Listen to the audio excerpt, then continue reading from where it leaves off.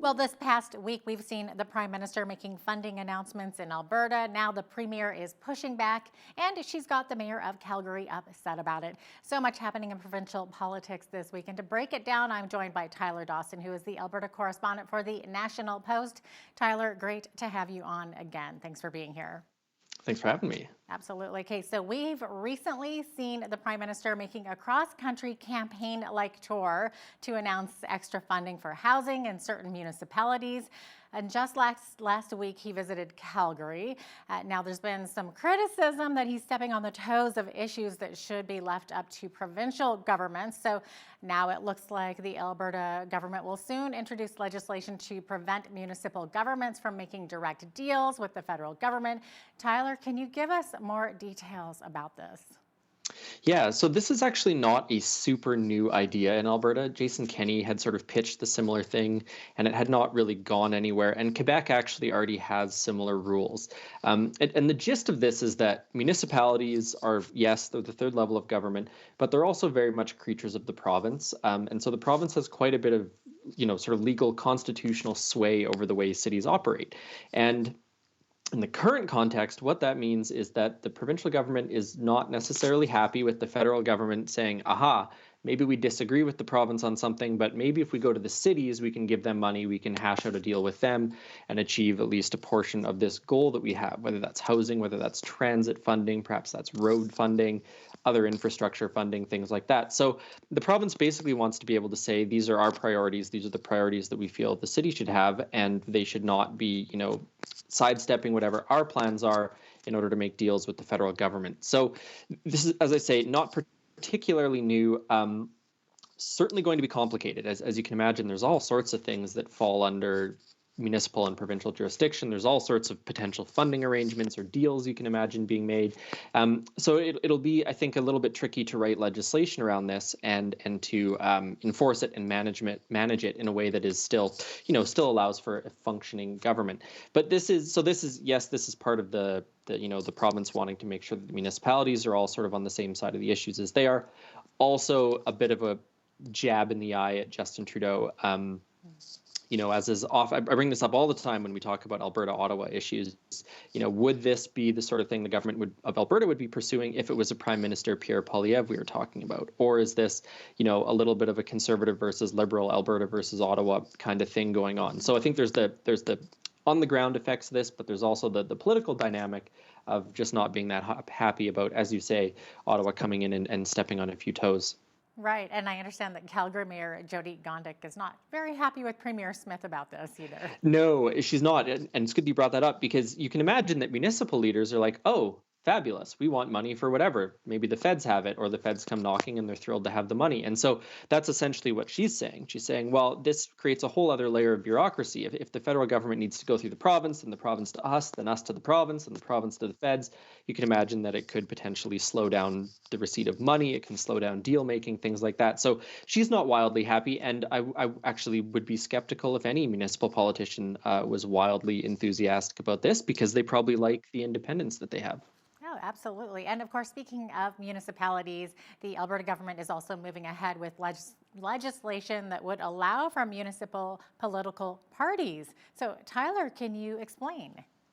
Well, again, we have to look to Quebec a little bit on this, and British Columbia as well. So Vancouver City Council has political parties, and Montreal City Council has political parties. And basically, the United Conservatives argue that to have political party labels on candidates would essentially just be a transparency issue. I mean, you look at any municipal councillor, you more or less know what their political affiliations are, what their political views are. Does it change it that dramatically to say Councillor X, is an NDP member, or maybe some new party in Alberta, Progressive Party member or something like that? So they say this is basically a matter of transparency. People have labels, voters will know who they are. It won't just be a matter of name recognition. Maybe a local celebrity runs for council or something.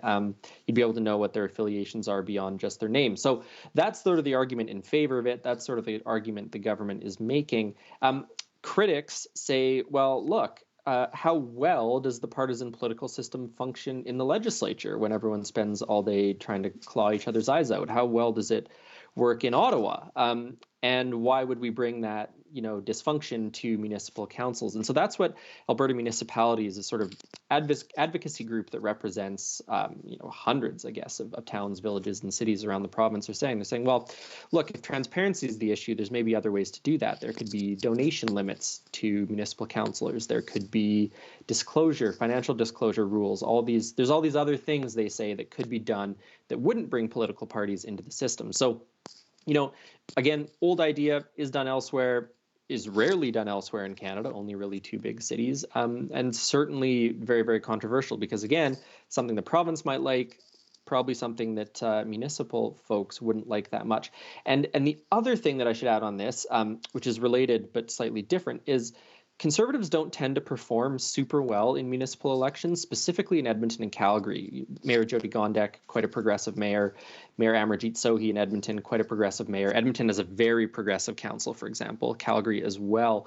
And so there is the belief in some Conservative circles that if they could get party labels on these people, on the Conservative candidates and the progressive candidates, they might have more luck getting more ideologically inclined or aligned people into council chambers. So that's sort of the other side of this, the political side of this. Very interesting. Now, Tyler, earlier you mentioned Alberta versus Ottawa, and here we have Premier Danielle Smith, who will be speaking at the Strong and Free Conference this week in Ottawa. So, Tyler, can you explain what this is and what Smith will be speaking about? Yeah, so this used to be called the Manning Conference, and it's now the Canada Strong and Free Conference, Canada Strong and Free Network Conference. And it's basically just this big confab of conservative thinkers from around the country. They all get together and talk politics and drink a lot of beer. And so it's going to feature a couple other famous names. Boris Johnson's going to be there. Tony Abbott, the former Prime Minister of Australia, is going to be there. And Danielle Smith is giving an address as well. Don't know specifically what she's going to talk about, but I do think, from a Conservative perspective, she's probably going to talk about Alberta's relationship with the Liberals, since there's lots to say on that, and certainly Conservatives are more concerned about it, let's say, than Liberals are. So I think that would probably make up a big portion of it. It would not surprise me if she talked about safe supply and the opioid epidemic. It would not surprise me if she spoke about the carbon tax, because you certainly can't get a group of Conservatives in the room and not talk about the carbon tax. So that's sort of what I would expect from her. And she's relatively prominent in the Conservative movement, I guess, in Canada. There's been quite a bit of turnover, I think, in sort of the grand old guard of Conservative Party politics these days. So I think she'll probably get a pretty good reception. And she's a character, I think, that Conservatives across the country tend to care a fair bit about. There was a lot of interest in the Alberta Sovereignty Act when it was announced, things like that.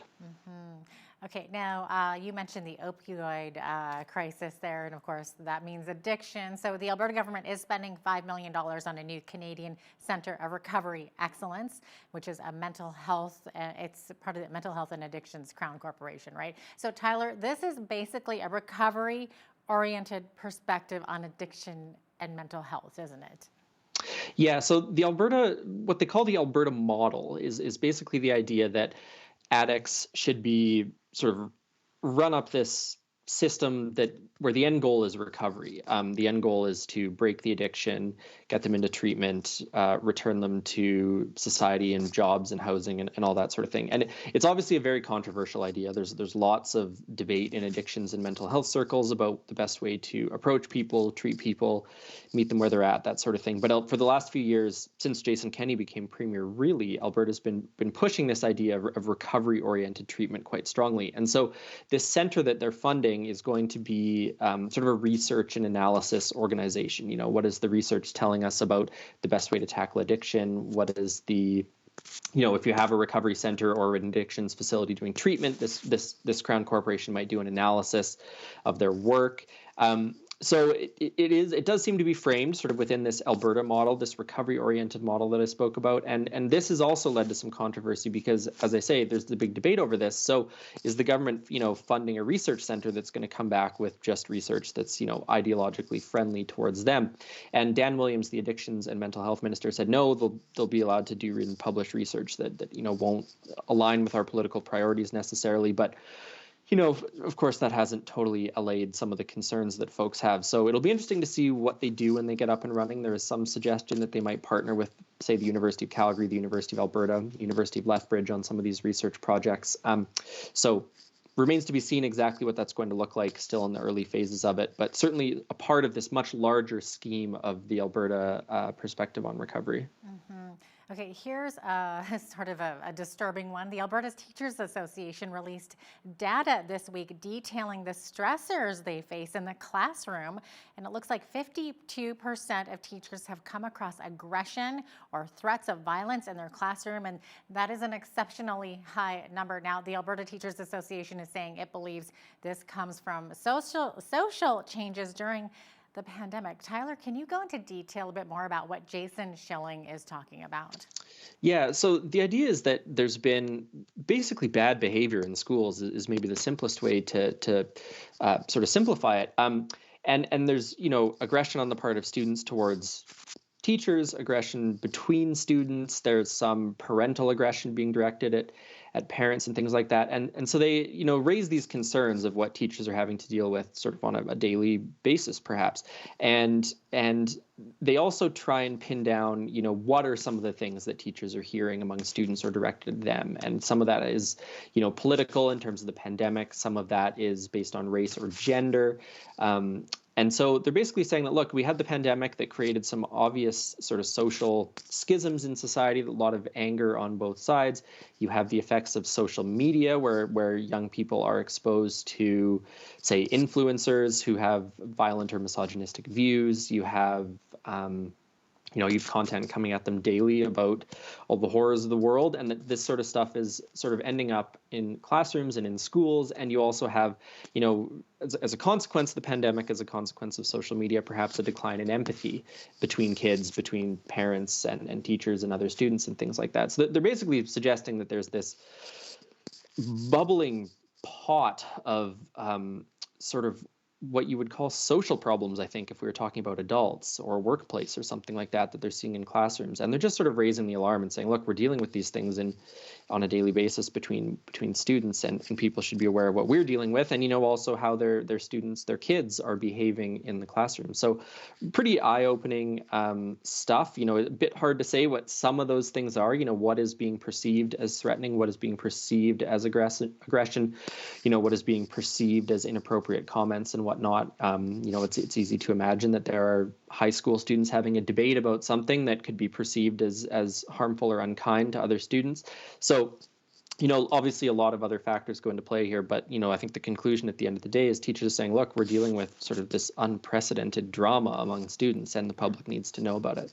Well, it's unprecedented times, that's for sure. I think kids are dealing with a lot, teachers are dealing with a lot. And then speaking of schools and students, kids, since last September, Saskatchewan has been fighting in court to preserve its pronoun rules in schools, which says that those 15 years old and younger must get parental consent to use different pronouns or names in school. And it looks like the Alberta government is now an intervener in this case, so they'll be making their own legal arguments about it at some point in the future. So Tyler, can you maybe tell us more about this? Yeah, so this, as you say, has been running since about September. And what happened is a little bit complicated, but basically Saskatchewan announced this policy. They were sued by sort of the Pride Center in Regina, I think it was. And the Pride Center got an injunction basically saying that the government cannot implement this legislation, this policy change, until the courts decide whether it's constitutional. Saskatchewan responded by passing legislation called the Parents' Bill of Rights, and they invoked the notwithstanding clause, the section of the Constitution that allows a government to override charter protections. So that could have been the end of it. But what the Pride Center did is they brought in new legal arguments. They said, well, we've made all these arguments under sections of the charter that can be overridden by the notwithstanding clause. But now they're arguing that this also violates section 12 of the charter, which prohibits cruel and unusual punishment. And section 12 of the charter cannot be overridden by the notwithstanding clause. So this is a new legal avenue. And so earlier this year, I think February or January, the court said, well, even though the notwithstanding clause has been used, even though this bill has become law, there is this line of legal argument that needs to be considered. So it is going to be heard, I believe, by the Court of Appeal in Saskatchewan. Now, Saskatchewan's not very happy about that. They're saying, well, we already dealt with this case. We passed the notwithstanding clause. We passed the legislation. There's no legal argument there. That's not what the court thinks at this point. And so Alberta's getting in on that part of the argument. And you can imagine why, because Alberta has similar rules proposed. They have not been made into policy or legislation yet. These were announced back in January by the Premier. Very similar, a little bit more strict actually than Saskatchewan's, but very similar. So you can imagine that Alberta's thinking, oh, well, once we make this law, we're going to be facing a legal argument about it in court. So this is a way for them to sort of make their own arguments in a different jurisdiction to some extent on their views on the pronoun policy, but they're also going to be arguing about the notwithstanding clause and the use of the notwithstanding clause, and whether, because they're concerned that if Saskatchewan loses this case, they might be in a position where they cannot protect basically their own legislative agenda. So a bit complicated, a bit of a long rambling answer there, but it's essentially, I think, a setup for what we're going to see in Alberta at some point in the courts when this pronoun policy that Danielle Smith has announced ends up becoming law or regulation, or at any rate coming into effect. Thank you for that, Tyler. We're out of time, but we appreciate having you on today. It's great to be here. Thanks so much.